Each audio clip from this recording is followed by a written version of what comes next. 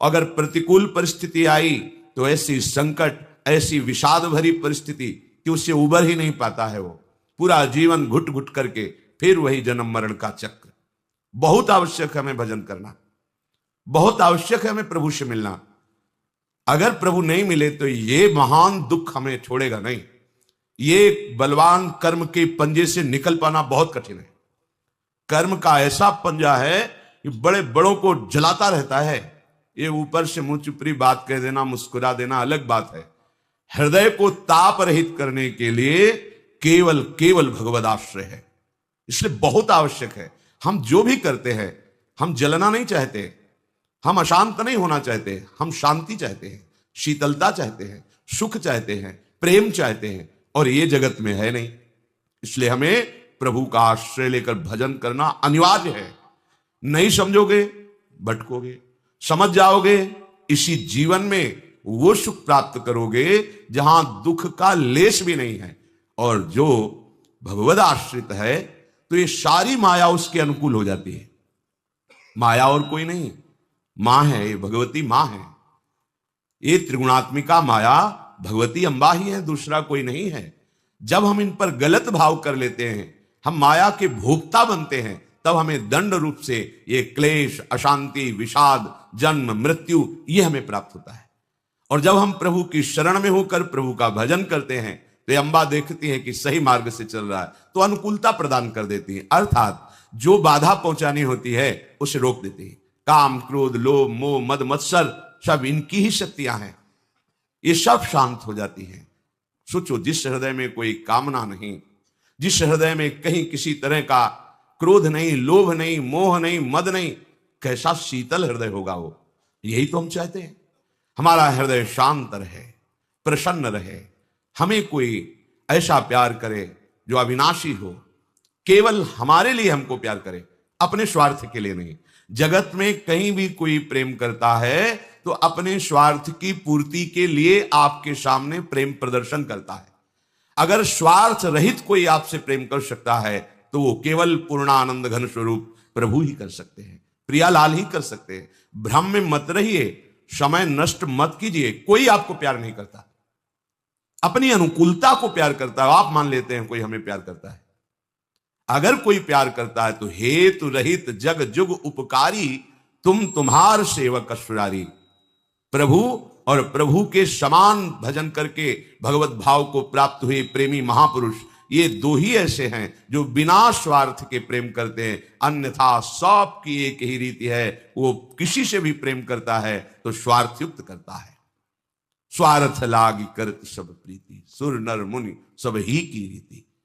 एक प्रभु और प्रभु के प्रेमी महाभागवत जन। इसीलिए हमें अप्रमाद में समय नष्ट नहीं करना। श्री भगवान कह रहे, जरा मरण मोक्षाय मामाश्रित्य यतन्ति ये, ते ब्रह्म तद्विदुः कृष्णो मध्यात्मम कर्म चाखिलम। वृद्धावस्था और मृत्यु से बहुत जल्दी मुक्ति पा लीजिए, भगवान आदेश कर रहे हैं। जो मनुष्य मुक्ति पाने का उपाय मेरा आश्रय लेकर प्रयत्न पूर्वक भजन करता रहता है, उसे संपूर्ण ब्रह्म का बोध हो जाता है, अध्यात्म को जान जाता है और संपूर्ण कर्म के रहस्य को जान जाता है। जो जरा मरण से मोक्ष पाना चाहता है, पहला उपाय है श्री भगवान की शरण। वो हम कैसे हो ये भी नहीं जानते, तो फिर भगवान कृपा करके अपने प्रेमी महाभागवतों का संग दे देते हैं। भगवत भक्तों की कृपा से भगवत शरणागति प्राप्त होती है। सीधे प्रभु की शरणागति प्राप्त होना बड़ा ही कठिन है। इसीलिए भगवान सदगुरुदेव रूप में बंदो गुरुपद कंज कृपा सिंधु नर रूप हरि, महामोहतम पुंज जासु बचन रवि कर निकर। पर ध्यान दीजिए, गुरुदेव का वर्ण किया जाता है संसार से मुक्त होने के लिए, और इस वर्ण का स्वरूप होता है मन से, वचन से, आचरण से। आज से हम आपके सदैव आज्ञानुसार बर्ताव करेंगे। तन वांग मनोभिर अमलई सोहम तवई वाश्रिता। मैं मन वचन कर्म से अन्य किसी कामना का आश्रय लेकर नहीं, केवल भगवत प्राप्ति के लिए हे स्वामिनी जू, हे सदगुरुदेव जू, आपकी शरण में सोहम तवई वाश्रिता। जो उपासक शरणागति का सौभाग्य प्राप्त करके अपने गुरुदेव और आराध्य देव से अपने मन की अनुकूलता चाहता है, वो फिर दुर्भाग्य का वर्ण कर रहा है। ध्यान देने का विषय है, हम अपने मन की अनुकूलता, शरीर की अनुकूलता, भोगों की अनुकूलता का त्याग करने के लिए शरणागत हुए हैं। बस आपके निरंतर संग में, आपकी मुख माधुरी का पान करते हुए, लीला गुण का गायन दर्शन करते हुए सदैव हम आपके श्री चरणों की दास्ता में रहे, मुझे और कुछ नहीं चाहिए। दीयमानम न ग्रहणंति बिना मत सेवनम जनाहा। हम शरणागत के भाव को समझें। यदि अपना अस्तित्व हम बनाए रखे तो शरणागत हमने किसको किया? तन हमारी अनुकूल वृत्ति के अनुसार, मन हमारी अनुकूल वृत्ति के अनुसार, वचन हमारे जैसे मन में आया वैसे बोले, और हम अपना अस्तित्व स्त्री पुरुष शरीर आदि को लेके, तो शरणागत आपने किसको किया? एक नाटक ही तो किया, आप शरणागत तो हुए नहीं। शरणागत तो तन वांग मनोभिर अमलई सोहम तवई वास्यता। तनु ये बिक गया, आप जैसा गुरुदेव आदेश करेंगे। मन, अब तुमको अय मन गुरुदेव की आज्ञा के अनुसार संकल्प करना होगा।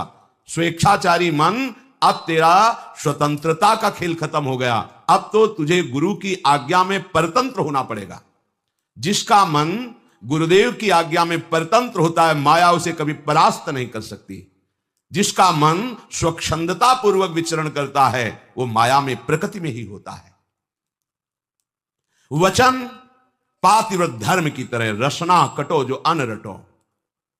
सोहम प्रियाजू के चरणारविंद में अर्पित। अब क्या जरा और मरण का कोई भय रह जाएगा? नहीं। शरणागति मात्र से भगवान कह रहे हैं वो संपूर्ण ब्रह्म को जान जाएगा, अध्यात्म को जान जाएगा, कर्म के रहस्य को जान जाएगा, क्योंकि इसके जनाने वाले स्वयं जगत गुरु प्रभु हैं, जिनका आश्रय लिया गया है, हम जिनकी शरण में हुए। बस शरणागति के भाव को समझना है। शरणागत तो शास्त्रों हो रहे हैं, पर शरणागत की रहनी और आचरण कोई बिरला ही कर पा रहा है। अपने अहम के द्वारा प्रेरित मन के अनुसार चलना ये शरणागत का लक्षण नहीं है। आराध्य देव गुरुदेव की आज्ञा के अनुसार मन को चलाना, शरीर की संपूर्ण चेष्टाएं उनके अनुकूल करना। श्री कृष्ण अनुकूलेन प्रतिकूलस्य वर्जनम। उनके प्रतिकूल स्वप्न में भी ना मन में, ना तन में, ना वचन में कोई चेष्टा निहाल हो गए। पर ऐसा शरणागत कोई बिरला ही होता है। इसलिए कोई एक पाव भगत जिमि मोरी, कोई बिरला मेरी भक्ति को प्राप्त होता है, कोई बिरला ऐसा है जो मोक्ष पद को प्राप्त होता है, क्योंकि ये एक शरणागति का सांसारिक संबंध जैसा व्यवहार करते हैं। सब वस्तु हमारी, सब चेष्टाएं हमारी, हमारे मन के अनुकूल, बस तो हम माना शरणागत। नहीं, तुम्हारा अस्तित्व ही नहीं है। जिसने अपने आपे को मिटा दिया है वही शरणागत है। यंत्रवत जीवन जिसका चलने लगा वो भगवत स्वरूप हो जाता है। बाद में खुद अनुभव होता है कि प्रभु कृपा करके हमारे हृदय में आकर विराजमान हो गए और वो सारी चेष्टाएं करा रहे हैं। जो गुरुजन महापुरुष हैं उनकी आज्ञा पर विचार करने का अवसर नहीं होता। अब विचार करेंगे, आपने कहा है, देखेंगे कैसा होगा। ये सांसारिक वार्ता में हो सकता है, लेकिन गुरुदेव की आज्ञा पर उनके द्वारा जो आदेश दिया गया है उसमें बिल्कुल विचार की गुंजाइश नहीं होती। जैसा आदेश हुआ वैसा ही हम अपने जीवन में, क्योंकि हमारा जीवन गुरुदेव का जीवन है। सच्चा शिष्य वही है जो गुरुमय हो जाए। सच्चा शरणागत प्रभु का वही है जो भगवनमय हो जाए, तन्मया।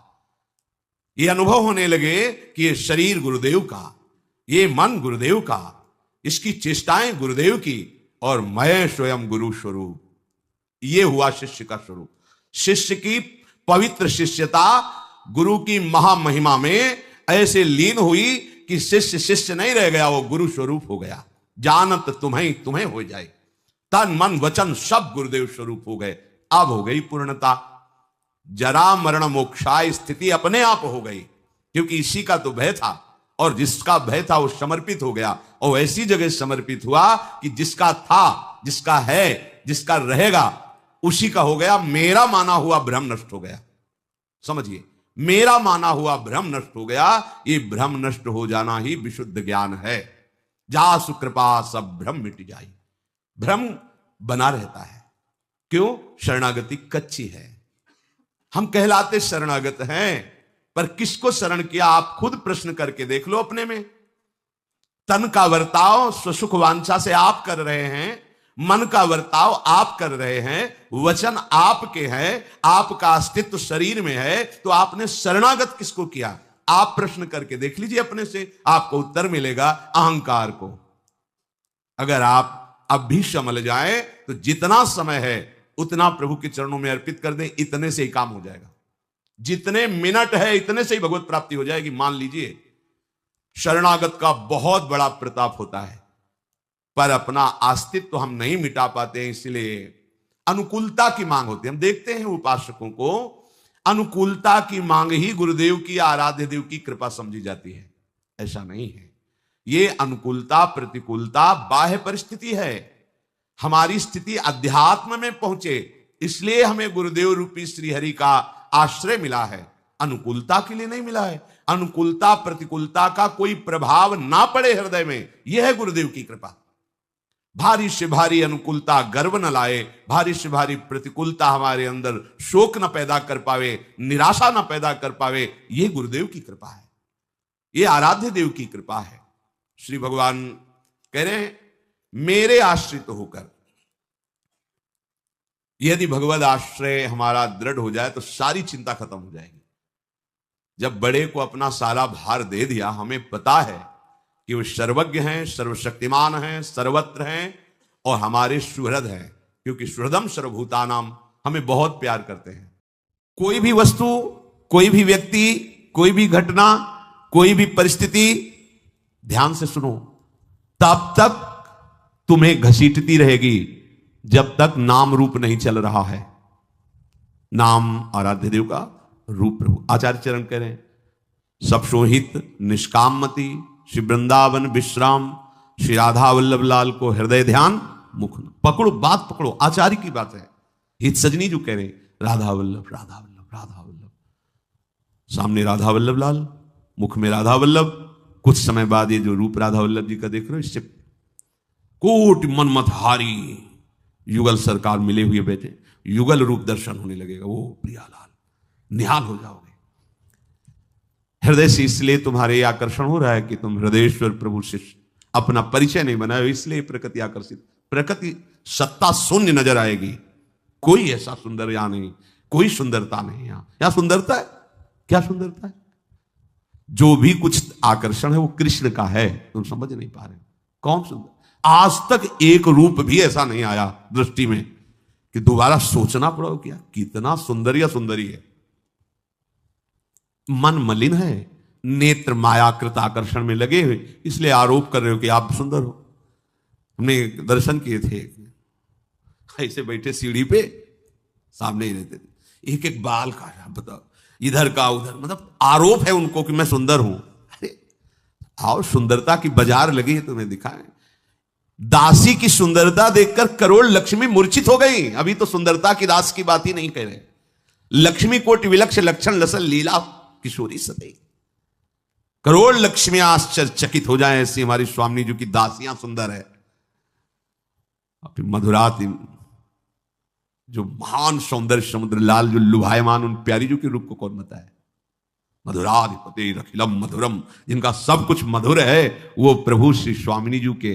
हाँ, तू मुख चंद्र चकोरे नैना, राधे तू मुख चंद्र चकोरे नैना, अति आरती अनुरागी लंपट, भूल गई गति पलहू लगे ना, लालजू महाराज के लिए। अरबरात मिलवे को निश दिन मिले ही रहत, मनो कबहु मिले ना। ऐसा तो सौंदर्य प्यार किसको देखना चाहते हो? कोई व्यक्ति यदि तुम्हें लुभायमान कर रहा है तो तुम भगवत विमुख हो, इसलिए। कोई वस्तु तुम्हें प्रिय लग रही, लुभायमान कर रही, उसका कारण है भजन नहीं तुम्हारे अंदर। कोई घटना तुम्हें विक्षिप्त कर रही है, इसका मतलब भजन नहीं। कोई परिस्थिति तुम्हें प्रभावित कर रही, इसका मतलब हरि भरोसा नहीं। कोई भी वस्तु, व्यक्ति, स्थान, घटना, परिस्थिति तुम्हें प्रभावित नहीं कर सकती। मुस्कुरा के निकलोगे, ये हरि शरणागत का बल होता है, ये हरि शरणागत का बल होता है। महाप्रभु चैतन्य देव जी हा कृष्ण रो रहे थे, विलाप कर रहे थे। कुछ सुंदरियां वहां से निकली जो देह व्यापार करती थी। उन्होंने कहा देखो नया सन्यासी है, कैसे रो रहा है। उन्होंने कहा हमारी जैसों का संग नहीं मिला होगा इसलिए रो रहा है। जिसकी दृष्टि जैसी होती वैसी तो देखने को मिलता है। तो उनका नहीं, ये कुछ विलक्षण नजर आते हैं। बोले अभी हम चेक कर लेते हैं। तो अपनी गुमान में नजदीक गए।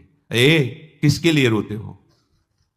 नेत्र से पलटे, आंसुओं से भरे नेत्र, चरणों की तरफ झुके। मां, हमें पता है कि आप हम पर कृपा करने आए, मुझे कृष्ण प्रेम दे दो। और देखते सारी की सारी मलिनता गई, वो खुद रोने लगी। हाय मैं ऐसे परम पवित्र की प्रति क्या।